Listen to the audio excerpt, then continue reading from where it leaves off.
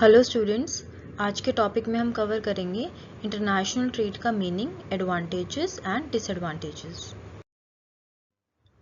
सबसे पहले हम करते हैं मीनिंग ऑफ इंटरनेशनल ट्रेड। इसमें पहले आपको ट्रेड का मतलब पता होना चाहिए। ट्रेड क्या होता है? Exchange of goods and services. इसको हम हिंदी में व्यापार भी कहते हैं। अब जो ये exchange of goods and services है, ये एक देश के लोगों के बीच भी हो सकता है विद इन अ कंट्री, या फिर ज्यादा देशों के बीच भी हो सकता है। जब with in a country trade हो रहा है उसको हम डोमेस्टिक ट्रेड या फिर घरेलू व्यापार कहते हैं। अगर ये ज्यादा कंट्रीज के बीच हो रहा है तो इसको इंटरनेशनल ट्रेड या फिर अंतरराष्ट्रीय व्यापार कहा जाता है। इसका मतलब international trade refers to the exchange of goods and services between two or more than two countries। जब exchange of goods and services दो या दो से ज्यादा देशों के बीच हो रहा है उसको आप इंटरनेशनल ट्रेड कहोगे। नेक्स्ट इज की features of international trade. International trade में कौन सी ज़रूरी बातें होती हैं? सबसे पहले, always happens between parties in different Nations. ये हमेशा दो या दो से ज़्यादा देशों के बीच होता है। Second, involves export and imports. एक देश कुछ बेचता है और दूसरा देश कुछ खरीदता है। Third, countries focus on producing goods they are best at and import what they lack। Countries generally वही चीजें बेचती हैं जो उनके पास या तो नेचुरली ज्यादा है, जिसमें वो स्पेशलाइजेशन रखती हैं, या वो उसको बेटर तरीके से बना सकती हैं। हम इसको एग्जांपल से समझ सकते हैं। फॉर एग्जांपल, जितने भी हमारी गल्फ कंट्रीज हैं उनके पास पेट्रोलियम की रिसोर्सेज बहुत ज़्यादा हैं, वो बेच देते हैं। वो जैसे उनके पास इंडस्ट्रियल गुड्स की कमी है, वो खरीद लेते हैं। जापान के पास नेचुरल चीज़ें नहीं हैं, वो खरीद लेता है। उनके पास टेक्निकल नो हाउ ज़्यादा है तो उनकी ऑटोमोबाइल इंडस्ट्रीज या फिर अपना वो टेक्निकल नो हाउ, अपनी नॉलेज भी बेचते हैं। Next is advantages of international trade. First, encourages specialisation and efficiency. जैसा कि आप सभी को पता है, हर कंट्री के पास सब कुछ नहीं होता। कोई रिसोर्सेज किसी कंट्री के पास ज़्यादा होते हैं, कोई कम होते हैं। ये इंटरनेशनल ट्रेड का सबसे बड़ा एडवांटेज है कि जिसके पास जो चीज़ ज़्यादा है वो उस चीज़ में स्पेशलाइजेशन कर ले, उस प्रोडक्ट या सर्विसेज में स्पेशलाइजेशन कर ले, ताकि उसको एक कंपैरेटिव एडवांटेज मिल जाए और सरप्लस अपना दूसरे देश में बेच के प्रॉफिट कमा सकता है, leading to higher quality and lower cost goods. Next is optimum use of resources. बच्चे, इंटरनेशनल ट्रेड हमें मार्केट का एक्सपेंशन देता है। अगर हमारे पास में रिसोर्सेज ज़्यादा हैं और हमारे पास मार्केट नहीं है तो हम उनका प्रॉपर यूटिलाइजेशन नहीं कर पाएंगे। बट अगर हमें मार्केट का एक्सपेंशन मिल रहा है, हम अपना सरप्लस बेच सकते हैं, तो हम रिसोर्सेज को फुली यूटिलाइज कर सकते हैं। Next, variety of goods and services. इसमें कंज्यूमर्स को बहुत बड़ा बेनिफिट मिलता है। अदरवाइज उनको एक कंट्री की लिमिटेड प्रोडक्ट्स मिलेंगे, बट इंटरनेशनल ट्रेड उनको फॉरेन प्रोडक्ट्स का भी एक्सेस देता है। They can get access to wide range of foreign products and services. Next is promotes economic growth. International trade domestic producers को मार्केट एक्सपेंशन देता है, जिससे वो ज़्यादा प्रोड्यूस कर सकते हैं। इसी से जीडीपी, इनकम और एम्प्लॉयमेंट में इंक्रीज होता है। Next is managing surpluses and shortages. International trade surplus और शॉर्टेज को भी बहुत अच्छे से मैनेज करता है। Excess production in one country can be exported to another with high demand. एक कंट्री में प्रोडक्शन बहुत ज़्यादा हो गया है, उनकी डोमेस्टिक कंजप्शन पूरी हो चुकी है, ऐसे केस में उनका बचा हुआ जितना भी सामान है वो सारा वेस्ट है। अब क्या कर सकते हैं? वो उस सामान को ऐसी कंट्री में बेच सकते हैं जहां उसकी हाई डिमांड है और प्रॉफिट अर्न कर सकते हैं। इससे उनका सरप्लस मैनेज हो जाएगा। इसी तरीके से imports help fill shortages during domestic scarcity. अगर कंट्री में किसी प्रोडक्ट की कमी हो गई है, ऐसे केस में उस शॉर्टेज को कैसे पूरा कर सकते हैं? उस चीज को हम दूसरे देश से इंपोर्ट कर सकते हैं जहां पे वो प्रोडक्ट ज्यादा है। Next, access to resources and technology. Countries can import raw material not available locally. International trade के कारण हम वो सारे मटेरियल इंपोर्ट कर सकते हैं जो हमारे पास लोकली या नेचुरली अवेलेबल नहीं है और प्रोडक्शन कर सकते हैं। इसी तरीके से it also facilitates transfer of modern technology and knowledge. हम टेक्नोलॉजी भी बाय कर सकते हैं और सिर्फ बाय नहीं कर सकते हैं, देखो हर बार बाय करेंगे तो बहुत ज़्यादा एक्सपेंसिव होगा। एक तरीका और होता है, हम उनसे नॉलेज भी ले सकते हैं, मतलब जो टेक्निकल नो हाउ है हम जाके उस कंट्री में सीख सकते हैं और अपने देश में फिर प्रोडक्शन कर सकते हैं। Next is improves international relations. जो ट्रेड के कारण कंट्रीज की एक दूसरे पे डिपेंडेंस बहुत बढ़ गई है। सबको पता है गिव एंड टेक का रिलेशन है, जिसके पास जो चीज़ की कमी है वो दूसरे से इंपोर्ट कर लेता है, जो चीज़ ज़्यादा है वो दूसरे को बेच देता है।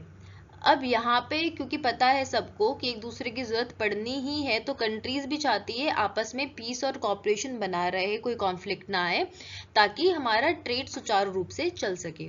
Next, generates employment opportunities. International trade के कारण एक्सपोर्ट ओरिएंटेड इंडस्ट्रीज में बहुत इजाफा हुआ है। इस वजह से जॉब अपॉर्चुनिटीज बहुत क्रिएट हुई हैं, प्रोडक्शन में, लॉजिस्टिक्स में, इन सब चीज़ों की मार्केटिंग में और जितनी भी हमारी ट्रेड रिलेटेड सर्विसेज हैं उनमें। Next, stabilises prices, imports help regulate prices.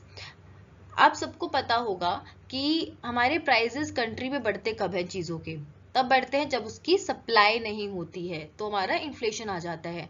But यहाँ पे इंटरनेशनल ट्रेड में अगर किसी भी चीज़ की कमी होती है तो हम उसको इंपोर्ट कर सकते हैं, तो हमारी मार्केट में सप्लाई बनी रहती है और इन्फ्लेशन नहीं आता और कंज्यूमर का इंटरेस्ट भी प्रोटेक्ट होता है। Next topic is disadvantages of international trade. इसमें सबसे पहले है exhaustion of natural resources. International trade में गिव एंड टेक का रिलेशनशिप है, एक्सचेंज हो रहा है गुड्स एंड सर्विसेज का। तो जो अंडर डेवलप्ड कंट्रीज हैं उनको सबसे ज़्यादा नुकसान होता है, क्योंकि उनके पास एक्सपोर्ट करने के लिए सिर्फ रॉ मटेरियल होता है, और एक टाइम के बाद अगर वो बार बार रॉ मटेरियल ही एक्सपोर्ट करते जाएंगे तो उनके नेचुरल रिसोर्सेज खत्म हो जाएंगे। इसी के साथ एक ड्रॉबैक इसमें और है कि वो जो रॉ मटेरियल एक्सपोर्ट करते हैं वो जनरली लो प्राइस पे एक्सपोर्ट होता है, बट डेवलप कंट्रीज से वो जो कैपिटल गुड्स इंपोर्ट करते हैं वो हाई प्राइस पे इंपोर्ट करते हैं, तो दोनों तरफ से अंडर डेवलप कंट्री को नुकसान ही है। Next is over dependence on foreign trade. अगर हम ये सोच रहे हैं कि अगर हम बना रहे हैं प्रोडक्ट्स तो हमें महंगा पड़ रहा है, तो हमारे पास कंपैरेटिव एडवांटेज क्या है कि हम दूसरी कंट्री से उसको इंपोर्ट कर लें। एक टाइम ऐसा आ जाता है कि हम इंपोर्ट पे इतना ज़्यादा डिपेंडेंट हो जाते हैं कि उस टाइप के प्रोडक्ट्स हम बनाना ही बंद कर देते हैं, वो इंडस्ट्री ही बंद हो जाती है हमारी कंट्री में। अब प्रॉब्लम तब आती है जब सपोज दो कंट्रीज के बीच में वॉर हो गया, या फिर कोई पॉलिटिकल कॉन्फ्लिक्ट आ गया, कुछ भी क्राइसिस आ गया जिसकी वजह से इंटरनेशनल ट्रेड कुछ टाइम के लिए बंद हो गया। ऐसे केस में हम वो प्रोडक्ट अब अपने पास नहीं ला पाएंगे और ना ही बना पाएंगे। Next, threat to domestic industries. हमारी जो डोमेस्टिक इंडस्ट्रीज होती हैं स्पेशली अंडर डेवलप या डेवलपिंग कंट्रीज की, वो फॉरेन प्रोडक्ट से, जो अच्छी क्वालिटी के और कम पैसों के प्रोडक्ट हैं, उनसे compete नहीं कर पाते हैं, क्योंकि हमारे पास वो टेक्नोलॉजी नहीं होती, उस टाइप की मशीन्स नहीं होती। तो अगर हम मान लो अच्छी क्वालिटी का प्रोडक्ट बनाने लगते हैं तो महंगा हो जाएगा, और कंज्यूमर क्या करेगा, कंज्यूमर दोनों में से जो सस्ता पड़ेगा वो ही लेगा, तो इससे हमारी डोमेस्टिक इंडस्ट्रीज को नुकसान होता है। Next is unemployment in certain sectors.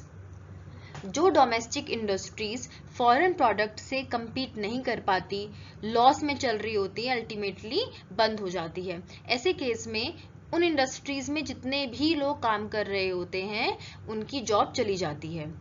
Next, dumping. Dumping का क्वेश्चन एग्जाम में बहुत बार आता है, तो आपको याद होना चाहिए कि डंपिंग क्या होता है।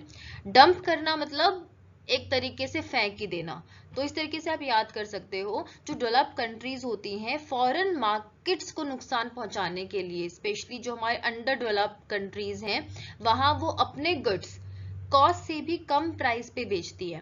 वो क्या सोचते हैं कि हम तो एक बार लॉस सह कोई बात नहीं है, बट इनकी इंडस्ट्री बंद करवा के और बाद में प्राइस बढ़ा के यहाँ पे बेच देंगे। ऐसे प्रोसेस को हम लोग डंपिंग कहते हैं।